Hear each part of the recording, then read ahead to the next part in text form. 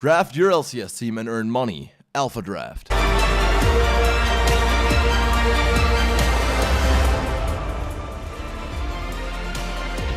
Welcome back, everybody, to the Intel Extreme Masters World Championship, where we are about to head into the last game of the day. Of Gambit will take the stage and try to remain in the competition here in Katowice as they play WE. So let's take a look at the bracket, see all the action that we have behind us already and all the action that is still coming our way today and in the following days. We'll get the bracket on screen in just a second. Well, I have something prepared that I do want to touch on. With Team Solar Mid going 2-0 in the group stage, they join the GE Tigers as the highest placed seed in the semifinals. What we already know from seeing Group A earlier today is Team Solar Mid is going to face either SK Gaming, rematch from Worlds, or the Yowie Flash Wolves. We'll find out which of those teams tomorrow. What this game is going to determine is to remove one of the potentials who will face the GE Tigers. So we're about to watch World Elite versus Gambit. The winner gets the opportunity to play against CJ Enters tomorrow, and the winner gets the opportunity to lose to GE Tigers tomorrow. And CJ Enters. Maybe a little harsh, but for GE, they're going to be sitting taking notes, trying to figure out what can happen. And if you look at the theoretical forwards, I think Team Solar Mid versus GE Tigers will be the most exciting final because TSM looks so prepared for this tournament and for the Intel Extreme Masters World Championship. So that's just looking ahead, and I'm quite excited for it. All right, then looking on to this game, Gambit versus WE.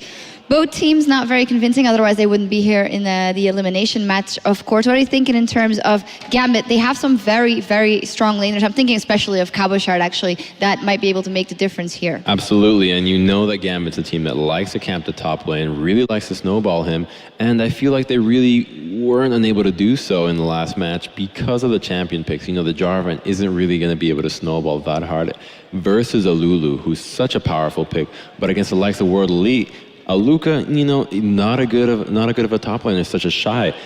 Force him into a bit of a squishier champion, put Cabochard in perhaps a more punishing top laner like an Aurelia, and then really take over the game from the top lane. We've seen multiple LPL teams do this. Just do this strategy, don't lane some, get the 1v1, and this should be pretty smooth sailing for Gambit. I mean, I'm not even sure they even have to camp him. I think obviously that's a very viable strategy, Crumbs, but to the degree that we've already seen the communication not really be there for WE, they haven't really looked like they've been all on the same page.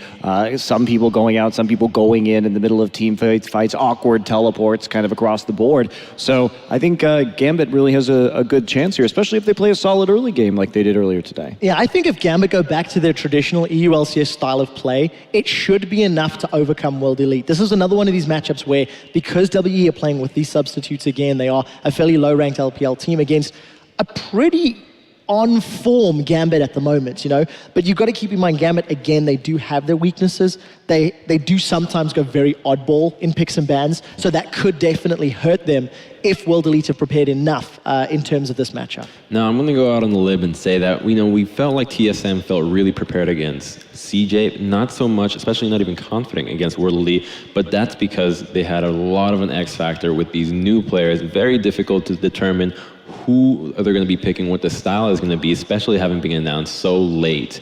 Now, this makes me to believe that Gambit will have a much easier time, and that World Elite showing had a lot of the lack of preparation from TSM, and that's why they looked like, you know, they were putting up a fight, just because TSM had no idea what to expect. CJ has endless VODs as to their play, and now that Gambit has a general idea as to the style that World Elite is going to showcase here, I feel like they'll have a much better time than what TSM showed against World Elite.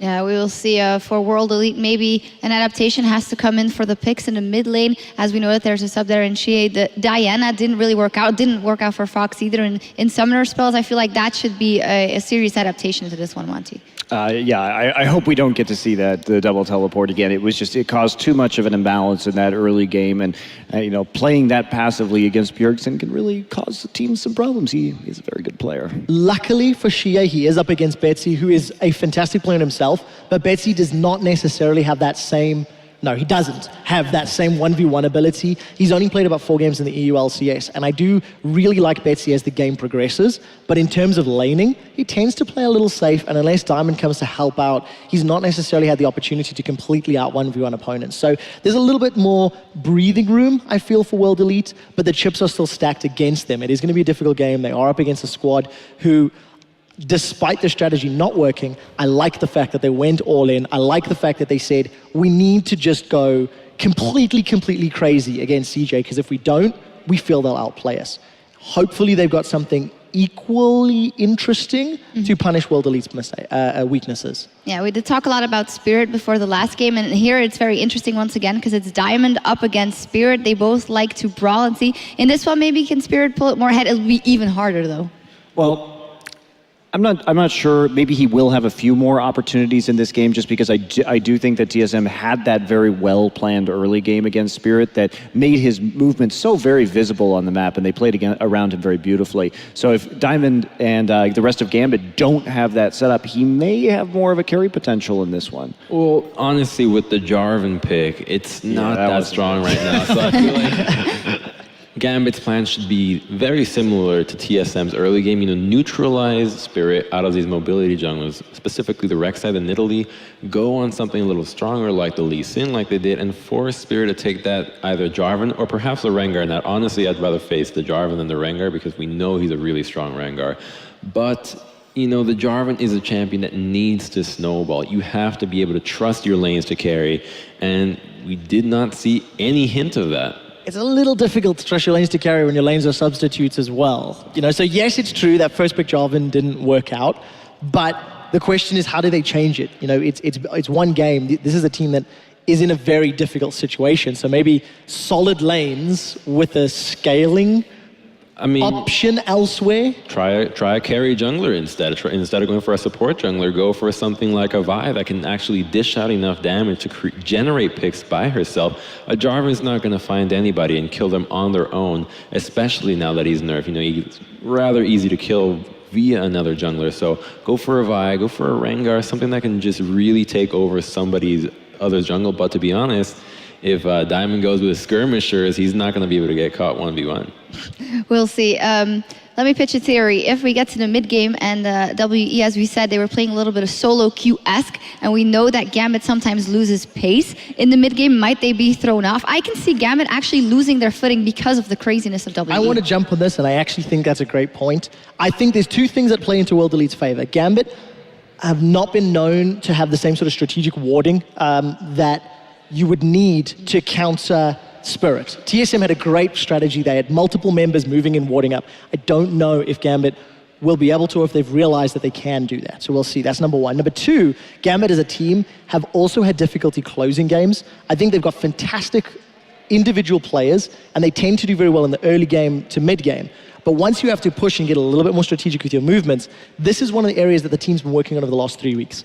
Part of the reason that their winning streak came to an end is because teams realized you can just drag it to the mid to late game and then start to punish some of Gambit's weaknesses.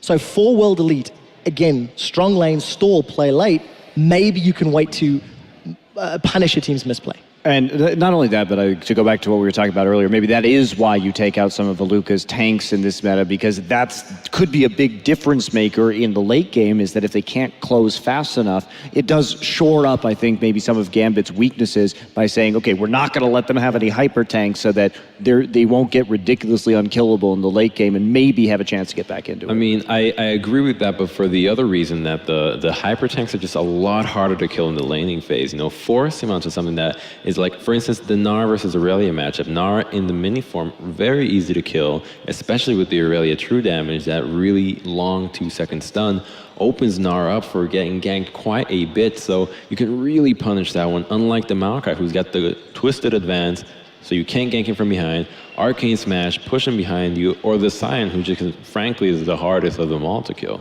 Yeah, we will see now for the last time that we're going to go over to Chobra as he's going to introduce us to our teams. Thank you very much, Shocks. It's getting late at night. It's the last game of the day, but it's not time for your lullaby just yet. We still have one more match left in the day, and it's going to be the losers match of Group B.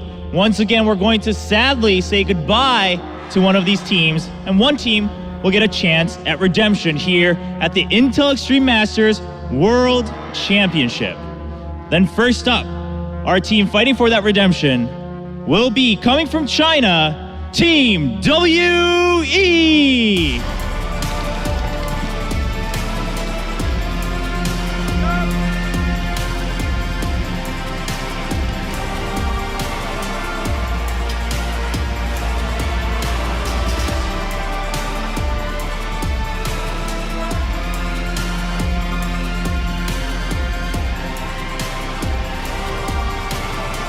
And their opponents, one of the Intel Extreme Masters favorites, will be none other than Gambit Gaming.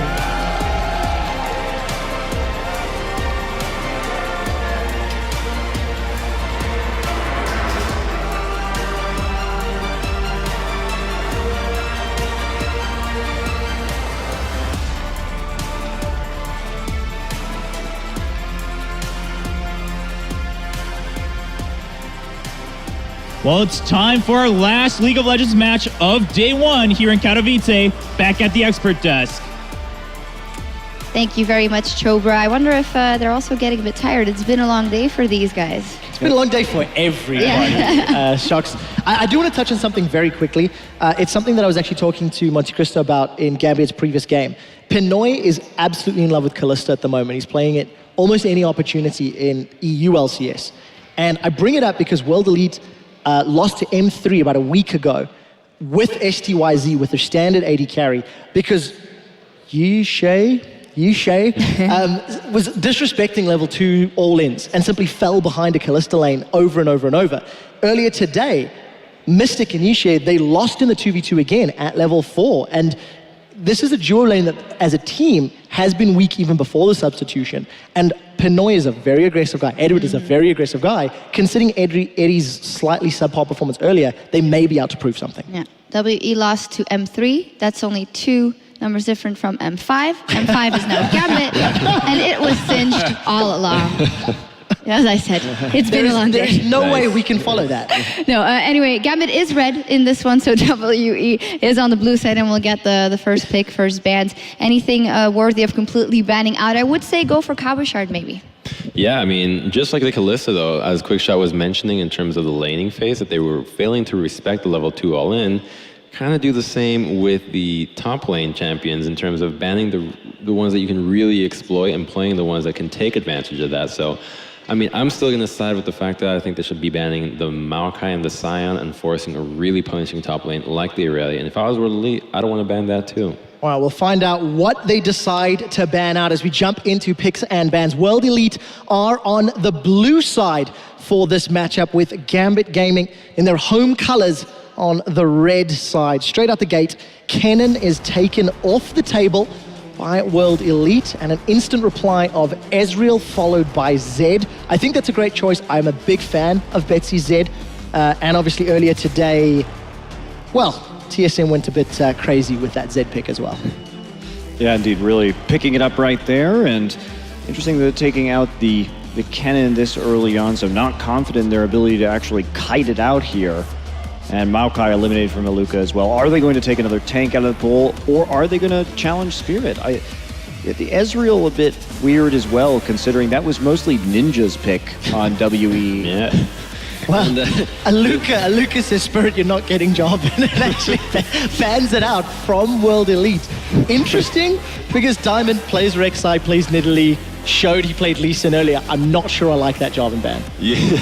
Some really weird bans But coming maybe out of this it's targeting a Katowice. Let's be fair, targeting Katowice, he played a top lane earlier. That's true. Let's remember that. But letting Spirit go with the Rek'Sai, you know, he's shown so much prowess in these really up-and-coming junglers with the Rek'Sai and the Nidalee that you're taking a big risk here. Now, it seems almost obvious that I think Diamond would want to take the Nidalee in response, seeing as both are still up. But the Nidalee against the Rek'Sai matchup is still not the best one in terms of a 2v2 in the top lane, which, you know, may be leading to think that perhaps they don't want to focus the top lane in terms of a 2v2 scenario and just want to leave Katowice to go into 1v1 and punish Luka that way. And if they take that Morgana top, well, we know that can be an ambiguous pick, and the Nidalee locked in right from the get-go. Yeah, for Gambit, though, it is traditionally for Katowice in the top lane. Eddie has played Morgana in the past, but again, not really his style of champion, and Katowice was one of the first in Europe to use it successfully. So a little bit of a flex in there. However, I do expect that to be for Katowice. We'll have to see. We do have a Jax hover right now, but I think the Janna are going to be the safer bet here. And will we see Gia go with that Diana one more time? Again, a little bit of a blind pick right there. It'd be pretty risky to lock that one in so early. It's very strange that we're seeing this really big emphasis on Diana from WE. I mean, World Elite must have been scrimming SK, and they must have been first picking Diana every single time because, you know, especially this odd combination of going with the Diana and the Janna. Diana, the champion that wants to get into the backline, and Morgana, one that doesn't allow that. Without the Maokai for Aluka, you know, what engaged champion are they going to be using? You know, I don't think a Hecarim is going to be strong enough to facilitate the Diana to get into the backline successfully, specifically if he's against a top lane Morgana who's going to constantly shove in the Hecarim, and on top of that, the AP is going to really make that Black Shield nice and fat, and it's not going to allow the Diana Q or Art to honestly break it just instantly. We'll have to find out how World Elite decide to round out their team composition. 2 picks still to come in for Gambit. They're running the clock down just a little bit. Betsy, known for playing as assassins. LeBlanc still up, Ari still up if he wants to go for the comfort route. Pinoy locking in Graves. He used Graves to take down Counter Logic Gaming December of last year at IEM Cologne. Crepo actually coined killing double lift with collateral damage, going Pinoy. So we'll see whether or not. That's it. You know, we have a lot of plays in League of Legends, whether it's the insect, but now it's killing specific players with specific abilities. Correct. It was very clear because Pinoy did actually, you know what, he stepped up. He surprised a lot of people and he had a phenomenal series of games. Unfortunately, wasn't able to replicate it as much throughout the year, but comfort pick locked in, and then Betsy going back to the Twisted Fate as well. As we suspected, the Hecarim, however, makes me think that they're actually going to go through with it just because it would really hurt the lineup of Gambit because they've chosen to go with the Twisted Fate. Now, TF being highly immobile and a champion that could find it difficult to gank the Hecarim, especially with the Morgana, because you find yourself now in a situation having triple AP threats if you commit to the Morgana in the top lane. And, you know, I don't want to see the Morgana be going top lane. Now, unfortunately, what's going to happen is playing against the Sivir Janna lane, you may find yourself struggling, seeing as how they struggled into the COG Nami lane before they came online at level 6. I wouldn't be surprised if the World Elite bottom lane would be able to push in the Gambit bottom lane. I'd much rather see a split push threat here. Keep in mind, Cabochard could pull a surprise pick and lock in a top lane champion, put that Morgana into support. 20 seconds left before they lock it in. World Elite have definitely got a run you down team composition together. A very heavy engage composition all around. So WE, I mean, if they can get that proper engage off, then they may be able to make something work right here. Of course, Gambit is a little more immobile in what they're running at the given time, and that's going to be a Thresh lock. And I gotta say, I much prefer the World Elite draft here, specifically just because the Nidalee, like, I feel like the Gambit lineup could really use a tank, and I feel like with the Morgana, you're not making the best of one of your biggest mismatches in this game. Cabochard is known to be a great top laner, and Aluka not so much. You're putting him on a Morgana who just doesn't have as much kill pressure as an Aurelia, as perhaps a Jax almost. And, you know, it's a little disheartening to see that they're not sticking to their strength. Yeah, and we do see the TP coming again in the mid lane, and that's going to be pushed in early. I mean, TF is able to clear those waves really fast in the early game. It may be quite a big issue. Yeah, risky draft coming in here for Gambit. We'll see if they can pull it off right after this.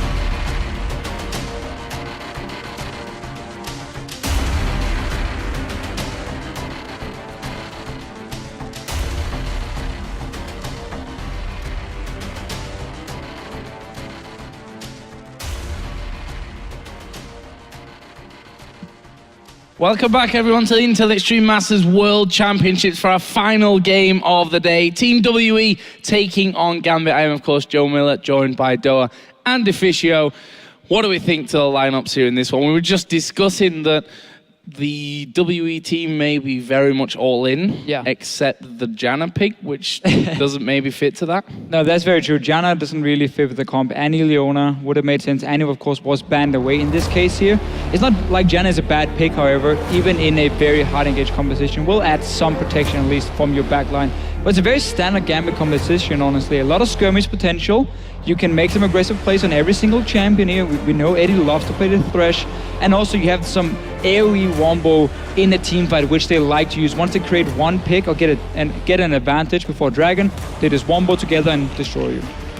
Turn up. Well, here we go, guys. Welcome for the last time tonight to Summoner's Rift. WE versus Gambit Gaming. Loser goes home. Winner moves on to day 2 here at the Intel Extreme Masters World Championships.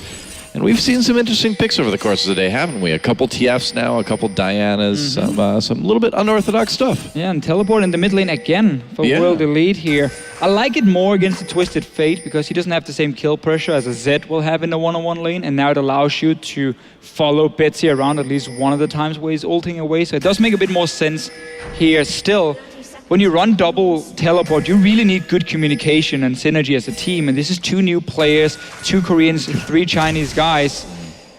It's going to be tough pulling off proper teleports in this game. Yeah, very true. And they're going to be doing it twice as much, potentially. I think the toughest thing in this game for me is going to be pronouncing WE's mid and support players' names. Give it a go, Doa. Come on. Yeah. Okay, all right. I talked to our translator, Rachel, and she was trying to help me. So the mid laner is Xia, I believe, and the support player would be Yusa?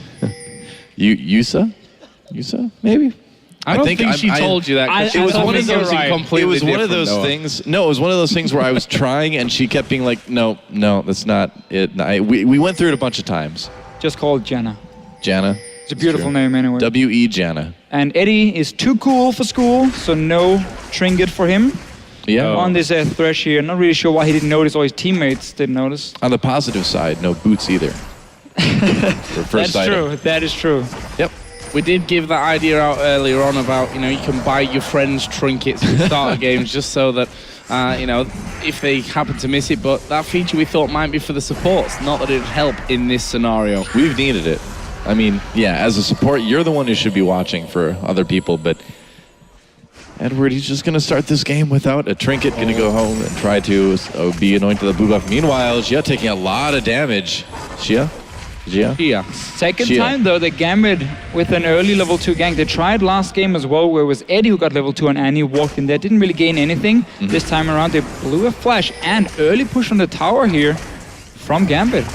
Yep, that's right. Well, I mean, early action is the name of the game for Gambit Gaming. It certainly was in their first game today against CJ. But it's interesting to see these 2 teams play each other because we kind of have, 2 unstoppable forces running at each other, essentially. 2 teams who definitely likes to fight against each other. Yeah. Teams also often is the strategy, honestly, for them. And we should have a fairly explosive game. I want to see how Betsy can use the Twisted Fate here, if he can set up some kills. I mean, there's some CC in the lanes. Morgana in the top lane, Thresh in the bottom lane. I would expect all the focus to be around Pinoy, though, because Morgana, she's just going to sit and farm on her own, then teleport in.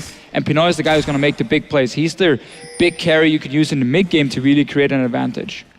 So Betsy continuing on in lane. Actually, funnily enough, she decided not to use that teleport here to get back into lane. Eddie get a blue buff? Did he just walk down and auto-attack the blue buff once? They stole the blue buff, yeah. Wow. Wait. We're really on the ball for this one, aren't we? I'll just go back and... Well, he still has no trinket. Meanwhile, options down in the bot lane for Gambit as they try to go in onto Yisa, but not able to quite get the killing damage. Diamond a little bit low on mana anyway, so they will just push up this lane for Cabo Shard. We still see the same tactic for Gambit, though. You notice how Diamond is always helping out Cabo Shard here, making sure he can farm early on. He's the big carry for the team. And then also your support when he clearly walks in 1 versus 2, no trinket, still didn't pick one up. And you just smack that blue buff in the face and you pick it up. I mean, that's pretty well played. Yeah. He hooked it. Well, that's even better. Yeah. Okay. We're all clear on that one. It has been a long day, Expert desk is guys. laughing at us now. That This is not a good sign, that's is for it? sure. No. No. It's probably not a good sign, but No, you know, not at all. concentrate on all that stuff. Luckily, We'll all the be, fans are gone at this all point. good. Yeah, just a couple of them watching online. Thanks for you, by the way, that have been tuning in all day. We will, of course, be here tomorrow and on Sunday, where we'll play the grand final and crown a new Intel Extreme Masters World Champion. But for now, it's all about Team WE and Gambit looking to stay in contention here, looking to stay in with a chance of moving through to playoffs. Yeah, and just to talk about Gambit and the early start here for them. Of course, you got that blue buff, that was great, but also the lane swap. When you have a Morgana, she's one of the best top laners in a swap because she can sit and farm with the pool and just step back from there. And again, basically keep up pretty well. This time around, Cabochard has been denied quite a lot, but Hecarim has a lot harder time farming in a lane swap itself. So I like the swap here from Gambit in that case. And I want to see if Pinoy is freezing the lane now here to really try and make it hard for Luca. He is setting up at least a small one, yeah, for him. And you can see Eddie staying in the lane, keep poking away this Hecarim, still on 12 CS. Hecarim needs a Trinity Force to really become a strong split pusher and being able to dive onto the back line and kill an AD carry in a team fight. And you deny that and delay it really by having this swap here from Gambit. We're almost 6 minutes into the game now, and Edwards still is lacking that trinket. I'm sure he'll get it eventually. He did go back and buy boots, though. So he's got that going for him. They actually saw Diamond coming in here. There was there's a ward on the red buff, which, you know, they've seen this coming in early enough, so I don't imagine that Spirit and Luca should get into any problems. But there is the hook landing. He's gone onto Spirit this time. He's the one now that's in a little bit of trouble, but have they got the damage to finish it off? I think Luca is going to go down. Diamond going very, very low. She did, in fact, TP up into that lane, but it's Gambit that pick up first blood. Yeah, Cabochard teleporting up there as well to help out. But in the end, Aluka, without that flash, it's tough to get away from a big dedicated gank from Gambit like that. Oh, nice. Chaining of the CC onto Shia. Doesn't look like they'll be able to pick up the kill, but still, that damage helps. Really just perfect timing again here. You had the wave that was frozen at first, you kept denying farm from the Hecarim, and then as soon as you kill him, you just push the entire wave into the tower here. So he lost all the farm for himself. He has to go to the mid lane now to get something before he can go back to this top lane here. So Gambit been doing a good job trying to shut down Hecarim early. Of course, the Morgana itself can go for more utility style, where you go like Morel Normicon into cooldown reduction boots, and you're more of a supportive top laner, which would work okay for Gambit because you got Nidalee, you got TF, you got Graves. There's a lot of damage on that side. But normally when we see Cabochard play, he wants to be the carry. So he's going for like a nuke build of like Death Cabin to Void Staff and really no cooldown reduction. Of course, the Hourglass as well, and just as much burst damage as possible. You know what?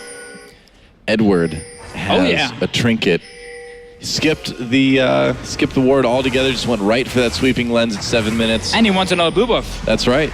Well, he hooked the first one to steal that one away. Let's see what he does this time around. The blue pulled out here, and Spirit's going to try and keep within sight of that one, but doesn't currently have sight of it, which might be a little bit of an issue for him. Diamond on top of that one. Who's going to get it? They do manage to dive in there, but the damage is going towards Eddie. He gets knocked up as well with a Howling Gale, and they manage to pick up that kill. The blue buff, I think it actually went onto Shia there. Yeah, it did. He got it when he came in. That's right. We kept an eye on that blue buff. Meanwhile, actually, Pinoy just gets the easy kill onto Aluka, apparently. Pretty standard Pinoy play, honestly, getting random kills out of nowhere, but Gambit, their setup here was Eddie walking in with Diamond trying to take that blue buff, and Betsy came in really late with his ult team. Pinoy wasn't moving from the top lane as well, so they were kind of just splitting up and seeing if they could steal it, and that's why World Elite could collapse onto them and at least get a kill as well for it, but then Pinoy making 1-1. Let's see. Let's check this out. Luka just walking into the tri-brush. He's one of the few AD carries who's going to dash over the wall and just walk into the tri-brush on his own and be like, okay, what's the top laner? Smack, you're dead. Yep. Well, certainly caught him out, and that's what he was looking to do there, as Spirit just helping cover off this top lane, but Luca is back after his second death of the game. Not the workings of his phage, but nothing concrete at this point, as Edward continues to get a couple of deeper wards down inside of the enemy jungle. I've got a feeling it's going to be a long time before Aluka's able to get his Trinity Force this game. It's been pretty slow going so far. Yeah, that's, again, there's the whole tactic for Gambit with the lane swap here. Deny that Trinity Force early on at least. And we see Cabochard on his side. He's going to go for more supportive style. He will get Morel Normicon for himself on Morgana. So cooldown reduction more black shields, more bindings. That's the setup for the rest of the carries now to make the plays. Yep, WE picking up their first dragon. First dragon of the game as well. And really utilizing that Rek'Sai ultimate nicely there, knowing that there's no pressure on that bottom side and you just ulti over there, and pretty much a freebie actually for Team WE. Actually leaves the gold at about 400-500 difference.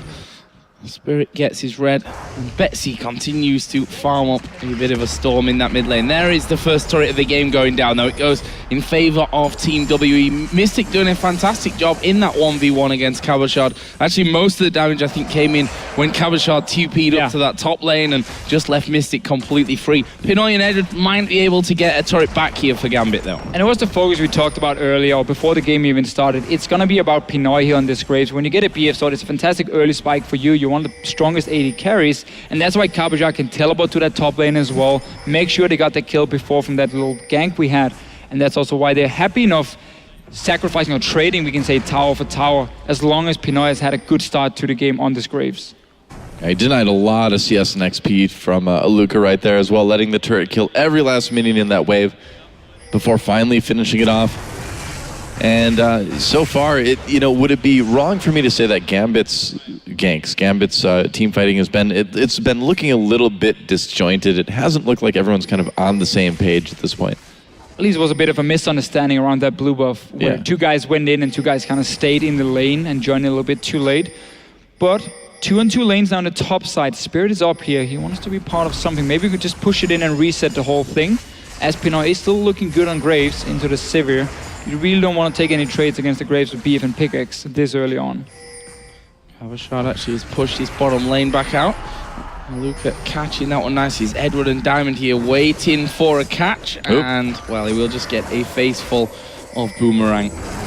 Nothing more than that, really. Yep, Tremor Sense helping them find Edward, and Mystic nearly getting hit with that death sentence, but I think if he would have been worried about actually being hit, he could have spell shielded it.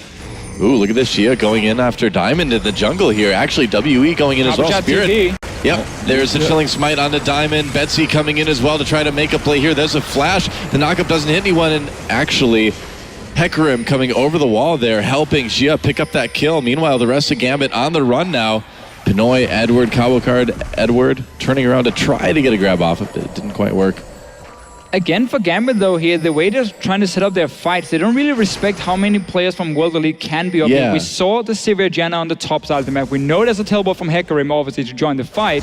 And Betsy came in, used his combo, and was basically out of mana. And now, nice little hook. Oh, that's a good monsoon back, though. And actually, the knock-up there onto Pinoy, they can't quite finish off Yuja. And that will be Mystic keeping them at arm's length as well. Pinoy getting dangerously close from that one. Question now is, what do they do on this top side? Can they hold on to this turret? Spirit is going to come around. They're going to go for Edward. He's out of turret range. Pinoy also being attacked here. That's a great Howling Gale. And Mystic will pick up the kill to put WE ahead on kills. And they should be getting turret number 2 as well. Spirit did a good job of just kind of scaring Edward away and allowing them to make a very, very easy dive onto Pinoy. And so far, WE seems to be in pretty firm control of this game overall. A good setup. They got a few D-wards down from the last fight, and TF ulti was gone. TP from Morgana was gone as well. So as soon as they got to that top lane, they knew there was no help for Gambit. And just an easy pickup for them. And Luca was there. Spirit, obviously, from the jungle as well. And honestly, Gambit has been punished for taking some fairly greedy fights or trades for certain objectives. And that's why World Elite is currently hitting gold. Yeah. Albeit 1,500, I mean, certainly nothing to sniff at, just 13.5 minutes into this game. As Yuja just going to go out there, ward himself up that death brush, and clear a little bit out as well. Meanwhile, Spirit visiting that mid lane, not really much for him to pick up. Betsy was playing pretty defensive and just farming off with those wild cards. Diamond getting a pretty late tier here in Italy. Normally what you want to do is have your Hunter's Machete, and then on the first back you just go for that tier, so you really start stacking it early, because the brilliant thing is it's going to be full stack around like 17-18 minutes, and that's a massive spike for you on the Italy. But he went back first. He got Skirmisher Saber, which is different on Italy, I think it's safe to say. And it's a thing Diamond likes to do. We need to see if he can find some one-on-one duels against the likes of Spirit. But then also he got the magazine chant before getting tier, so it's only on 50 mana at this point. It's going to be pretty late to stack up, but now he might be in trouble. Diamond in big trouble. Xia coming in as well. Betsy able to get that gold card off. to take the pressure off of Diamond. But WE just able to walk into that jungle kind of at will. You see a lot of magic resist already on Diana here in this mid lane. We're against Morgana, Nidalee, TF. A lot of magic damage. Only Pinoy is going to provide any kind of physical. And that's why you can go for this early on, and why we see Diana so much here at IEM. She really synergizes both with the current items, and Eddie. Yeah, he's going to be in trouble. Yeah. He's going to fall down straight away. And actually, Pinoy off to the side. He does have Diamond there to help him. The spear will land on Shia, and there is Cabochard coming in. He's actually going to be out of range in the end. The Monsoon will knock them back, and Mystic goes onto the killing spree. He'll be picked up by Diamond, but Shia really doing a good job of cleaning up, but he's pulled into tower range there. Has to flash away. There's the slow on Yuzha. Pinoy comes in as well, and 3 men for WE left super low after that one. Yeah, but a successful team fight at the end of the day. They got a little bit of damage done on that tier 2 as well. And Gambit still being kind of shoved around the map right now a little bit. It's getting quite worrisome at this point. Yeah, tough for him to get into this fight here. They came for like every flank. Betsy came down from the bottom. Let's see, tower goes down. Eddie gets caught out and dies early on. And this Diana pick, we just mentioned how tanky she is with this early magic resist. So good ulti from Cabochard at first, forcing World League to back away. But notice here, Betsy coming with no mana at this point. He has a blue buff, but no real mana else to do anything. And it's just Gambit coming from multiple sides, not really finding the right targets for them. And in the end, have to give up quite a few kills and a mid tower. Yeah, that's true. Dragon is up. And we'll see if possibly WE can pick up their second one of the game right now. They've increased their gold lead to about 3K, which isn't bad at all. Spirit just kind of biding his time. He's been there for a lot of kills this game. Well, technically half of them. 50%, I suppose. That is a half in some circles. If he gets one more, then I can say most, at least. That Dragon here being pink warded out nicely by WE. There is still a ward inside of the Death Brush, which they've not currently scanned and don't actually have any available for that, and no more pink wards left over, so we'll see what Gambit do. It looks like they might just be giving this one up here. WE already starting it off. There's pinging onto Cabochard in that mid lane, so WE gonna get Dragon number 2 of the game. Gambit nowhere in sight. Yeah, way too many wards being placed already by World Elite. Nice setup here, and of course when you run the likes of Hecarim, Diana, Sivir ulti, if Gambit tries to come in and they can't really see what's going on, that's a very easy engage for World Elite to just dive onto Gambit there and win the team fight. So they made the right decision in backing away from this Dragon, but still a problem because now World Elite sitting on 2 dragons, 17 minutes in there, hitting gold. They got 3 towers to 1 as well. They've been doing really well in the early game and really punishing Gambit for the plays they've made. Yeah, so where do they go from here? I want to ask you. I mean, because they've got the entire outer ring of turrets down. Their siege is not the best, obviously, with this composition. Pretty so terrible. do you just kind of, So do you just kind of play it safe until the next dragon, or do you try to? How do you try to push this lead? Well, the thing is, you have double teleport, so you can split push 2 lanes at one, and you also have the Spirit with his ulti. Yeah, and he's trying to make something happen. Unfortunately, he's getting taken out very quick. Diamond actually helping Cabochard get that kill. Meanwhile, Betsy gets a little bit low in the mid lane. That was an interesting decision by Spirit to ult up there. Not sure what he was planning on doing, though. Put it that way. Look at already backed away. Didn't use his ulti or anything. Yeah. Meaning Gambit can now start pushing in. But, I mean, you got double teleport on World Elite. You got a global ulti as well. So you can really spread out this map here very easily for them. And Sivir just sitting in the mid lane providing the wave clear. And we have seen how strong Diana is in one-on-ones. You won't beat her with anything on the side of Gambit here. We know Hecarim is going to become a fantastic split pusher. So they don't need to siege on the side of World Elite because they don't have to come to do it. Instead, split push. Use your teleport from the Diana, from the obviously the Hecarim, to create like a numbers advantage in one of the lanes later on. Not like Spirit though, where you jump in and your top lane is already running away. And the problem is for Aluka there that, you know, if you look down, he's picked himself up the home guards obviously to help with those TPs when he comes in, try and get something working with them, but not going directly for a Trinity Force, which, you know, we were saying earlier on, going to be delayed a bit because of the terrible start. I don't want to call it terrible, but he died a couple of times, didn't get much fun. Wasn't a good start for him either way, but he's still way off getting that Trinity Force. We've seen this a couple times in Korea and in other regions too, where they do get that early home guard, and the idea is that when you hit those objectives, when you find those team fight opportunities, you can get in there really fast with Hecarim. So it's a trade a lot of Hecarims have been wanting to make. You do get that less damage, but if you can get the positioning, if you can get the flank, it can be worth it in a team fight. Yeah, and you got to realize as well, the rest of your members are fairly fed at this point. your Sivir and your Diana in the mid lane have 3 kills each, so you don't really need to deal the damage anymore. You got the Phage, which will give you some more movement speed. That works well with your passive. You're going to get the home guard as well for the engage, and you're just going to be more of a tank now, which is perfectly fine because your carries are doing well, and you know your composition is about hard engaging onto Gambit every time. Like a Twisted Fate, what is he going to do? If there's no Black Shield on him, and the Hecarim ults onto him, he's going to be feared. He's going to die right after from Diana here. So I really like the pickup, and I like the fact he's not just rushing blindly that Trinity Force, making him extremely weak for potential fights. True enough, Gambit manages to grab their own blue buff. Baron entering the map, but probably won't see any action for a while yet, of course. And WE, you know, we talked about what they can do to get ahead, and they've been just kind of doing that. They've been sort of maintaining their lanes, finding fights when they can. You know, sometimes Spirit goes in and dies, but aside from that, it hasn't been bad. No, and you can see how they're splitting up in 1-3-1. Hecarim is down now farming the Wolf camp, but he was just in the top lane beforehand. You got the double teleport ready. Even Spirit can join whatever lane he wants to. No tunnel, however, on the top side of the map for him at the moment. But no, just split it up here. Don't allow Gambit to sit with the Twisted Fate in mid lane, just wave clear all the time. And also, if TF ever tries to gank a lane, you can very quickly join in with 2 or 3 guys because of your globals, meaning Betsy doesn't really have anywhere to go unless Gambit creates a big numbers advantage in one of the lanes, but that opens up World Elite to just push elsewhere, because if you see 5 guys from Gambit suddenly ganking the bottom lane, well, you just push mid or top lane and you trade that for a tower. And they've outdone them here, to be honest, with positioning as well. A lot quicker to get down that bottom side. Hook did actually land there onto Mystic, but he spell shielded up just in time, and that tore it down to half HP. And this is what happens when you control all 3 lanes and you push them up to the tier 2 towers, because it allows you to simply walk into the enemy jungle. You know they're not going to be sitting there because you can see them defend at the tower, so you get full information, you get the deep wards to spot if there's any flanks coming in, and it just allows you to quickly move between the lanes because you can go through the jungle, but Gambit has to run all the way around through their own inhibitors possibly, and then down to the tier 2 towers. So you'll always get a few hits, especially with the likes of Sivir, to really fast push the lanes as well and just go in there. So I like the way they're playing it, not allowing Gambit to wave clear and just keep putting pressure on every single lane. Yeah.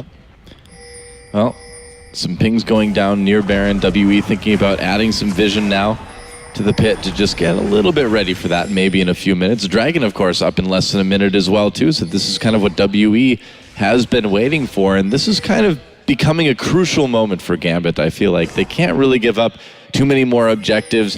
This Dragon, even though it would only be the 3rd for Gambit, is starting to get a bit scary as well. So I think if Gambit's going to try to fight something, would you agree this is maybe kind of the best time to try it? Whoa, Betsy getting very low in the meantime. At least for Gambit, I mean, what they have to do here is try and keep wards in their own jungle so they can spot the quick rotations coming and try and defend their towers while you wait for key items. You need Hourglass for Carbo Shot first of all if you want to fight. You got it for Betsy now as well, so now he can engage in. So those 2 items have just been completed. That opens up for Gambit to take a potential 5-on-5 team fight, but only if they have enough vision to start the fight itself and not just risk running down in a choke point against a Hecarim ulti and a Diana jumping in and then suddenly you're just dead. That's a good point. Oh, they know that these guys are here. There is the Destiny going to be popped. They're going to come in on top of Shia. He actually will flash that one. Will use an early Zonyas, and that means that Eddie misses the hook. Shia will turn things around. Can he take Betsy down? No, he can't. All 5 of Gambit collapsing on top of him. And look at the mid lane. Almost took Betsy, but the push is real there. We have Mystic pushing up, and that tower is going to take heavy damage. Heavy damage. The teleport being used by Capo Shana to try and defend it. 3 guys from World Elite, while Spirit is taking Dragon. Well, WE manages to take that turret. They take the Dragon, and if you look at the summoners and the ults used by Gambit in that kill, they use basically everything. Everything, and all 5 members. So Dragon gone, mid tower as well. Boy. Diamond. Yeah. Well, I mean, that's a few critical hits right running there. into Mystic there, who's got himself Phantom Dancer Infinity Edge. Yeah. Probably not going to be able to escape, even though you've got your pounds. And that will be kill number 7 on the board. The 4th, actually, for Mystic. Funnily enough, it's the 2 new guys into the WE team for this tournament that are currently moving out ahead with the kills. 4-1-1 on Mystic, 3-1-1 on Shia, and now they're moving down towards what would be turret number 5 if they can finish it off, which they will do here. And Eddie needs to back away. I'm not sure why he's going to stay. Wow, well, Luca just using the ult there to make sure that they can pick up that kill on Edward. Gold card loaded up by Betsy, but they're not going to get close enough to really use it. And WE is starting to look a bit like a steamroller here, just slowly grinding the life out of Gambit Gaming. Just playing it so well, honestly. Yeah. Using all these globals they have. We saw how many guys Gambit needs to invest into killing one person because they know there's the risk of Spirit coming up there or the teleport from either Hecarim or Diana as well to join in. So you can't just go 2v1. That's not going to work for you. And really, it's so tough. Gambit, honestly, going to have to sit back, ward up their own jungle and try and create a pick in there. If they see someone from World Elite walking on their own, then you quickly collapse. You got the stun from a TF, you got the binding from Morgana, so you can lock down a target, get a quick kill where you don't have to move too far away from your lanes, because then suddenly we're going to see the same push as before from World Elite, where they just go on the opposite side of the map and take a tower from you. Yeah, and we're at that position where there's not really that much left on the map. Pinoy might get caught out here. Xia is surely going to finish him off. The ulti came out of Pinoy, but nowhere near enough damage to finish off Xia, and that will be a kill number 4 for Xia, and I think they're just going to turn and go straight towards Baron. They are. Yeah, they are, I guess, with no AD carry. This still seems a bit risky, though. Betsy using that ult to spot people out. Kabakard with the stun over the wall. Luca taking a lot of damage. He's going in. He got it! Oh! Diamond steals the Baron, but how many are Gambit gonna lose on the way out? The box dropped by Edward to try to stop the engage from WE. It's not gonna save Betsy. They got some kills off of it, but Baron kept away from WE. Oh, Edward exhausted. It looks like with that flame, maybe no, he's not gonna make it out.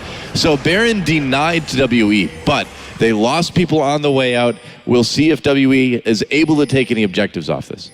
Basically the best Diamond could have done there. Yeah. Got the steal. Sadly for him, the rest of Gambit was staying nearby. I think Eddie was trying to throw him a lantern, see if he could like jump in, steal it, take the lantern out, but simply meant the World Elite with so much mobility when you have Sivir, Hecarim. I mean, you're gonna catch people left and right here if they get caught out. So. Oh, Pinoy getting knocked up here as well. This could be really bad for him. There's the ulti in, but actually getting away with that one. That was the fastest Hecarim retreat I've ever seen, actually. Yeah, the horse was not that amazing. Nope. This time around. Look at that horse. That horse is not amazing. All right, so let's see. Diamond goes in for the steal. It's a 50-50, I guess, for him with the black shield already. I want to see if Eddie was there with the lantern. Yeah, there you go. Lantern's there to set up. Yeah. But then because Betsy and Kapashot is there as well, and we just talked about Sivir ulti, Hecarim, everything, you will not be able to run away from this comp, and that's why they end up dying, despite getting that Baron. Yep. So where does that leave us then? 46 to, let's call it 40,000 gold in favor of WE. 12-5 up in kills, 6-1 in turrets, so that's what's really costing Gambit a lot here.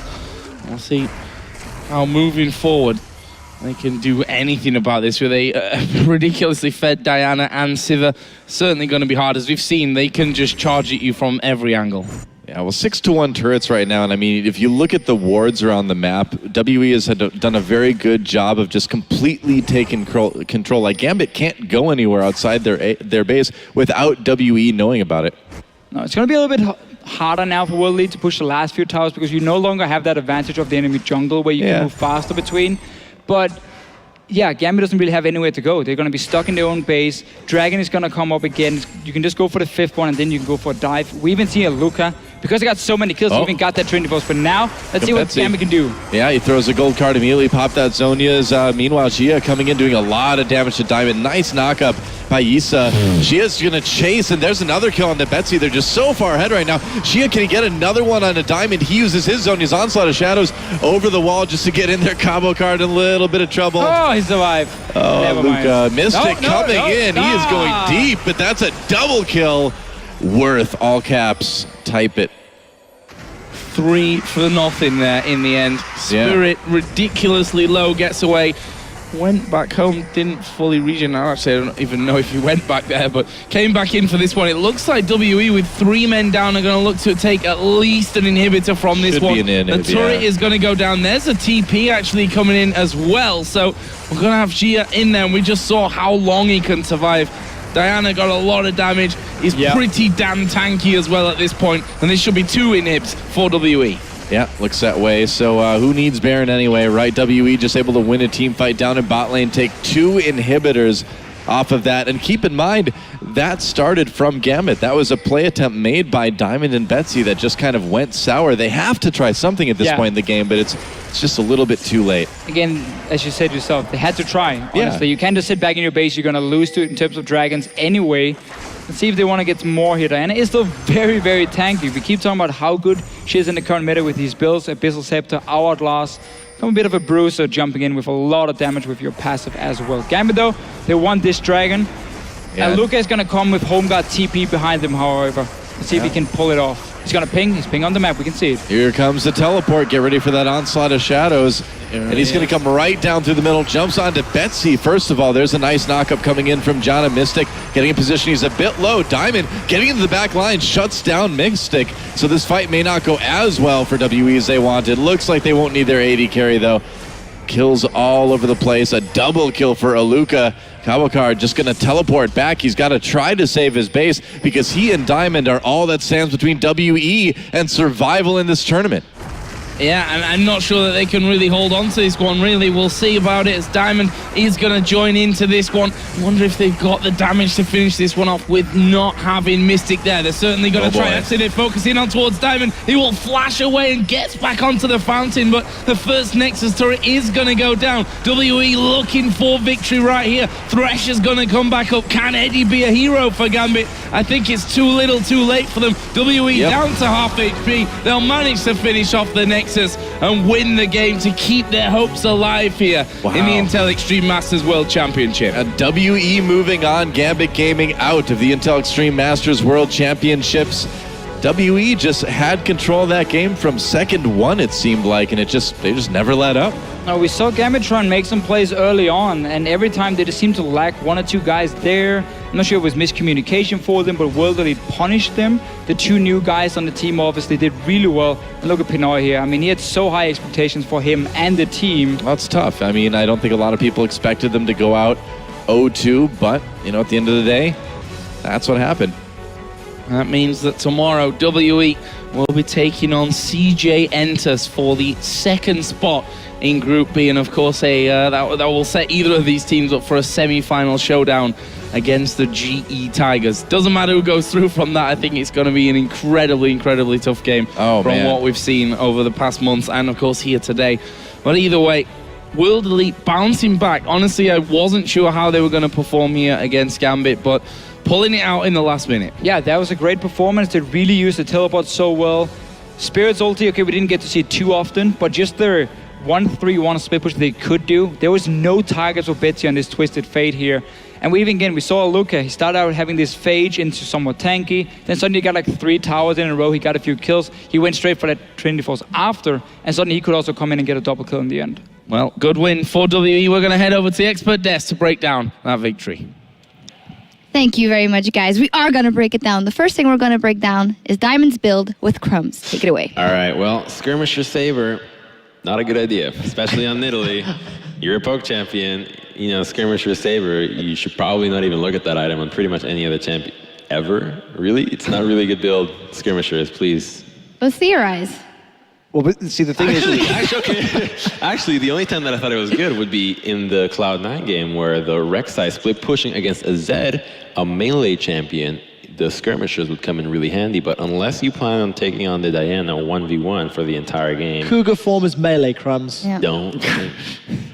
Well, you can take the theory part of that one, but... On a more serious note, though, the Diana won with the same summoner spells, but I feel like Gambit, we said before that WE was playing like a solo Q team in the last game, and Gambit didn't know what to do mid. WE know exactly what to do with their lead in the mid game, and Gambit just fell completely apart and found their skirmishes where they shouldn't. Well, I mean, if you do have that teleport coming in on the Diana, it just depends on whether the team overextends so you can actually pick up those kills. And I think that's exactly what we saw, but it's I think against a really top-tier team, that's not really going to happen quite so much. And I think it was the really heavy skirmish style of this game that allowed it to be more successful. Yeah, and something that worked into favor of World Elite is the fact that they had 3 globals. 2 teleports in your solo lanes, as well as Rek'Sai with that Void Rush. So there was a number of teleports that were questionable, but then there was more teleports that were good, simply because of the fact World Elite had more tools at their advantage. If you can fling more weapons at fights and you have more fights, whoever can fling more weapons is going to come out ahead. And that's basically what happened. Gambit got bullied around the map. There was mistakes on both sides of the Rift, which you can't deny. But once World Elite got ahead, they did play aggressively, and that's a 30-minute win. It's relatively quick if you actually look at the big picture of the day. So I think credit to World Elite. I mean, I think if we were talking about who can fling more, then it really shows how Stone Age perhaps the game was. But I think one of the most disappointing things is the fact that they did put Cabashard on the Morgana top, and you saw that even though he had a good lead in the beginning, you're not able to punish a Luca. And Luca looked really lackluster in the Hecarim, not able to really find many good teleport plays, not really do all that much. Like, to be honest, he was kind of showing up and just saying, like, I'm part of it. Like, yeah, I'm in the winning picture. And an Aurelia pick, to be honest, an Aurelia pick I would have really liked that just forced the split push, and Aurelia would have been able to deal with Diana very well. The thing about the top Morgana, too, is when you have all that AP, but you're going up against a very mobile WE composition with a Sivir. So you're not going to land damage, per se, unless you can catch them with the Sivir ult down. And it's such an ineffective pick in teamfights right here. Basically, you're hoping that you can set up a pick with a Dark Binding, or that you have some insane Black Shield, but the ult unlikely to really be that successful. And of course, neither is the W's, the Tormented Soil. No, I'm a bit disappointed in Gambit, I have to be honest, but good on WE for getting their advantage and pulling it through. Let's take a look at the playoff picture here in Group B, as we have finalized all our matches for today, at least, to see what's coming up. So, Team Solomid 2-0 in the groups. They're obviously going to that semi-final in the higher seed position. And with the fact that Gambit have now lost 2 games in a row, it does mean that they are out. So the 2 remaining teams from this group is CJ Entus and Team World Elite. They will play tomorrow, and the winner will then face off against GE Tigers in a semi-final. It's a very difficult bracket if they want to try and make their way towards the World Championship final. Yep, and to wrap things up, let's also take a look at the bracket for Group A, the games that were played here earlier today and how everything looks like there. Yeah, so this side of the coin, GE Tigers 2-0. Team that got knocked out earlier was, of course, Cloud9 going 0-2. So one respective LCS team is out. SK Gaming will have a chance to take on Yowie Flash Wolves tomorrow in another rematch. It was fairly convincing, fairly one-sided earlier today. And of course, the winner of SK Yowie Flash Wolves will play TSM. And that is also a scary semi-final opponent. TSM look very prepared, and they look very on the ball at this tournament. Yeah, they absolutely do. And I think they just have a more strategic depth coming in than we've seen from Yowie or SK. I think SK is really going to depend on how they can adapt to the bans that GE levied at them in that game. That could be a roadmap for success for other teams. But I mean, if I have to look at it early on in this one, to me, it's looking more and more like a GE TSM final. Yeah, I completely agree. It's what we talked about earlier today. In terms of who is performing today, based on the best of 1 double elims, it does appear to be TSM and GE, but it is a very unforgiving format. There's no room for error. Yeah, it's a volatile format to be sure, so having your predictions based off of these best of 1s can be a bit difficult.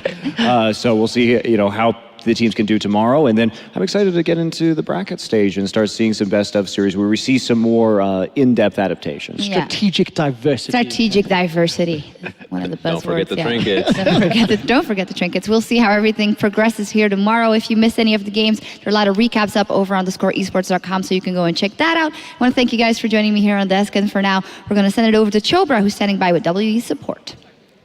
As we wrap up day 1, we still have that winners interview here for the last match of the day, the losers match of Group B. We did have Team WE taking that victory, and now we'll have a chance to talk to Yutze, the support player for WE. First up, you guys had a really tough loss in Game 1 against TSM, and in a tournament setting like this, bunch of best of 1s, you got to fight to get out of the group. How did you recover to prepare for the losers match? 你第一场比赛跟 TSM 输了，可能有点可惜，可不可以给我们分析一下你们是怎么样才恢复状态？第一场我们都太紧张了，然后就是我们在失败以后，我们队员互相鼓励，然后争取第2场的胜利。So in the first game, we were all really nervous, and after the game, we tried to we tried to cheer each other up and played a lot better as a result. Sounds good. I'm glad you guys were able to just come together as a team. Now, something that's caught everyone's eye is that Diana pick, but not just the pick, but the teleport on Diana in both games in the mid lane by Shiye. Is this a strategy you guys practiced as a team, or is this maybe something that he was just most comfortable with since he was a substitute player coming in?